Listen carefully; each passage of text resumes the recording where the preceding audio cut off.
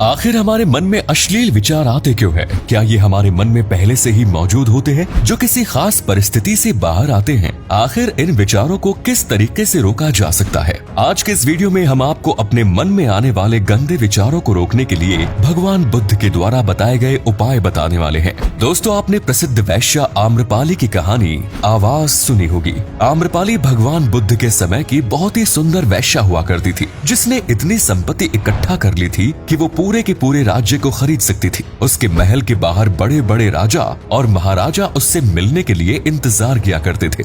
लेकिन आम्रपाली को केवल सम्मान और सच्चे प्रेम की चाहत थी, जो उसे कभी किसी इंसान ने नहीं दिया। लोग उसे केवल एक उपभोग करने की वस्तु समझते थे। एक दिन की बात है, आम्रपाली अपने महल की खिड़की से बाहर देख रही थी। तभी वहां से एक नौजवान बौद्ध भिक्षु गुजरा, जिसके चेहरे पर एक अलग ही तेज चमक रहा था। उसके हाथ में केवल एक कटोरा था और वो भिक्षा मांगने के लिए निकला हुआ था। जैसे ही उस नौजवान बौद्ध भिक्षु ने आम्रपाली को देखा, अपने दोनों हाथों को जोड़ते हुए उसे प्रणाम किया। ये आम्रपाली के जीवन में पहली बार हुआ जब किसी इंसान ने उसे सम्मान की दृष्टि से देखा। आम्रपाली ने उस बौद्ध भिक्षु को अपने महल में भोजन करने के लिए आमंत्रित किया। चौमासा शुरू होने वाला था। आम्रपाली उस बौद्ध भिक्षु से मन ही मन प्रेम करने लगी। उसने अगले 4 महीनों तक अपने महल में ही रुकने का प्रस्ताव दिया और उनके ध्यान को किसी भी तरीके से भंग ना करने की बात भी कही। बौद्ध भिक्षु आम्रपाली के इस प्रस्ताव को लेकर भगवान बुद्ध के पास गया। जब बाकी बौद्ध भिक्षु को पता चला कि वो भिक्षु आम्रपाली, जो कि पेशे से एक वैश्या है, उसके महल में 4 महीने रुकने का प्रस्ताव लेकर आया है, तो सभी लोगों ने इस प्रस्ताव का विरोध किया। लेकिन जब उस बौद्ध भिक्षु ने बुद्ध के सामने आम्रपाली का वो प्रस्ताव रखा, तब उसने कहीं भी आम्रपाली के लिए वैश्या शब्द का इस्तेमाल नहीं किया। उस बौद्ध भिक्षु के मुंह से आम्रपाली के लिए सामान्य मनुष्य की तरह ही शब्द निकल रहे थे। उनमें किसी भी प्रकार का अंतर मौजूद नहीं था। बौद्ध भिक्षु की इस बात से बुद्ध बहुत प्रभावित हुए और उन्होंने उसे आम्रपाली के महल में 4 महीने तक रुकने की अनुमति दे दी। बौद्ध के सभी शिष्यों ने उनके इस निर्णय को एक मूर्खतापूर्ण निर्णय कहा, जिससे उनके सभी शिष्यों में एक गलत संदेश जाएगा, क्योंकि आम्रपाली इतनी ज्यादा सुंदर थी कि किसी भी मनुष्य के लिए उसके सौंदर्य से दूर रह पाना ज्यादा देर तक मुमकिन ही नहीं था। और वो बौद्ध भिक्षु अभी भी जवान था। बुद्ध ने अपने शिष्यों से कहा कि ये एक प्रश्न है कि ध्यान और शारीरिक आकर्षण के बीच किसकी जीत होती है। यदि भिक्षु का ध्यान कमजोर होगा तो अवश्य ही आम्रपाली उसे अपने शरीर के आकर्षण में फंसा लेगी, और यदि उस बौद्ध भिक्षु के ध्यान की शक्ति अपार होगी तो वो आम्रपाली को ही परिवर्तित कर देगा। बौद्ध के सभी शिष्य इस प्रश्न के उत्तर का इंतजार करने लगे, जो उन्हें आज से 4 महीने बाद मिलने वाला था। समय बीतता गया और देखते ही देखते 4 महीने भी बीत गए। एक दिन वो बौद्ध भिक्षु महात्मा बुद्ध के पास आया और उनके पैर छूकर उनका परिचय एक महिला से करवाया। ये महिला कोई और नहीं बल्कि आम्रपाली ही थी। भिक्षु बोला, भगवान, ये वही महिला है जिनके महल में मैं 4 महीने तक रुका था। ये अब आपसे दीक्षा लेना चाहती है और इस संसार के बंधनों से मुक्त होना चाहती है। आम्रपाली ने बुद्ध को सारी बातें बताई। उसने उनसे कहा कि मैंने इस नौजवान भिक्षु को देखते ही पसंद कर लिया था और मैं इन्हें अपने महल में रोककर इन्हें सांसारिक बंधनों में बांधना चाहती थी, लेकिन इनके पवित्र विचारों ने मुझे ही इस संसार के बंधनों से मुक्त करवा दिया और अब मैं इस मोह माया से दूर हो गई हूँ। मैं अपनी सारी संपत्ति दान करना चाहती हूँ। आप मुझे अपनी शरण में लेने की कृपा करें। बुद्ध को उनके प्रश्न का जवाब मिल गया था, जिसमें शारीरिक आकर्षण पर ध्यान की विजय हुई। आम्रपाली और उस भिक्षु की बात सुनकर बुद्ध के बाकी शिष्यों को भरोसा नहीं हो रहा था। उन्हें लग रहा था कि वो बौद्ध भिक्षु झूठ बोल रहा है। ये किस प्रकार से हो सकता है कि माचिस की तीली और मिट्टी तेल एक साथ रहें और फिर भी आग भी ना लगे?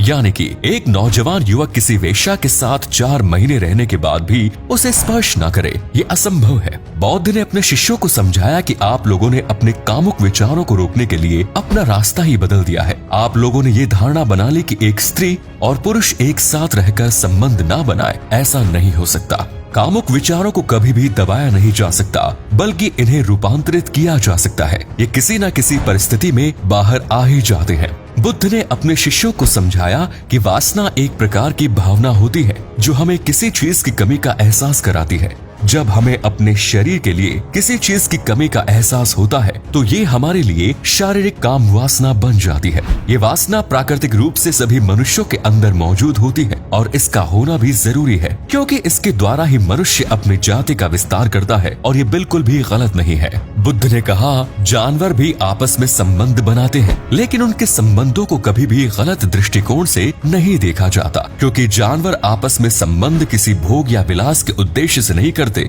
बल्कि अपनी जाति का विस्तार करने के लिए बनाते हैं। प्रकृति ने जानवरों को इतना सोचने की शक्ति दी ही नहीं कि वो संबंधों को अपने सुख के लिए बनाए। प्रकृति ने इंसानों के अंदर भी ये काम वासना केवल उनकी जाति के विस्तार के लिए प्रदान की थी, लेकिन इंसानों ने इसे अपने आनंद और भोग का आधार बना लिया। इस काम वासना को इंसानों ने अपने जीवन का सर्वोपरि लक्ष्य बना लिया है। आगे बुद्ध ने इस काम वासना के उत्पन्न होने के कारण के बारे में बताते हुए कहा कि काम वासना के उत्पन्न होने का एक निश्चित समय होना चाहिए, लेकिन इसके हर समय उत्पन्न होने के 4 कारण होते हैं, जिनमें से सबसे पहला कारण है कि जीवन में किसी बड़े उद्देश्य का न होना। बुद्ध ने कहा कि जब भी आप कोई आवश्यक कार्य कर रहे होते हैं तो उस समय आपका ध्यान कभी भी किसी अन्य काम पर नहीं जाता, भले ही वो काम आपके लिए काफी महत्वपूर्ण हो, लेकिन आप उस समय अपने उसी काम को वरीयता देते हैं। उसी तरह यदि आपके जीवन में किसी भी प्रकार का कोई उद्देश्य ही नहीं है तो आपके मन में इन फालतू के विचारों को पैदा होने से कोई नहीं रोक सकता।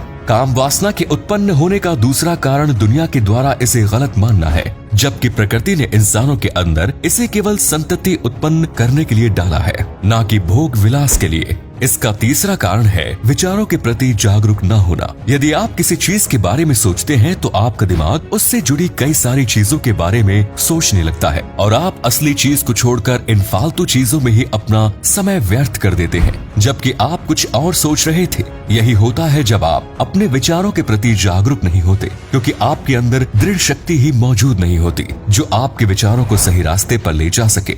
चौथा और आखिरी कारण है आपकी बुरी सोच और अश्लील विचारों वाले लोगों की संगत करना। कभी कभी आप गलत नहीं होते हैं, बल्कि आप जिस तरह के वातावरण में रहते हैं और जैसे लोगों से मिलते हैं, आपका व्यवहार और विचार भी उसी तरह का हो जाता है। इसीलिए अश्लील विचारों वाले लोगों की संगत भी आपके अंदर इन भावनाओं को पैदा करती है। काम वासना पर जीत पाने के लिए बुद्ध ने अपने शिष्यों को 2 उपाय बताए, जिनमें से एक था प्रेम और दूसरा ध्यान। यहाँ प्रेम का अर्थ शारीरिक आकर्षण से नहीं था, बल्कि प्रेम किसी भी चीज से किया जा सकता है जो आपके अंदर उत्पन्न होने वाली ऊर्जा को खुशी में बदल दे। शारीरिक प्रेम आपकी ऊर्जा को परिवर्तित नहीं बल्कि खर्च करता है। अपनी काम वासना को नियंत्रित करने का सबसे कारगर तरीका बुद्ध ने ध्यान बताया है। ध्यान अपने मन में उठने वाले सभी तरह के विचारों पर नियंत्रण पाने का सबसे बड़ा साधन है। ध्यान से आप अपने गंदे विचारों पर नियंत्रण कर सकते हैं। ऐसा नहीं है कि ध्यान करने के बाद आप इन चीजों के बारे में सोच नहीं सकते, लेकिन ध्यान से आपके अंदर वो शक्ति उत्पन्न होती है जिसके चलते आपका मन किसी भी गलत विचार को ग्रहण ही नहीं करता।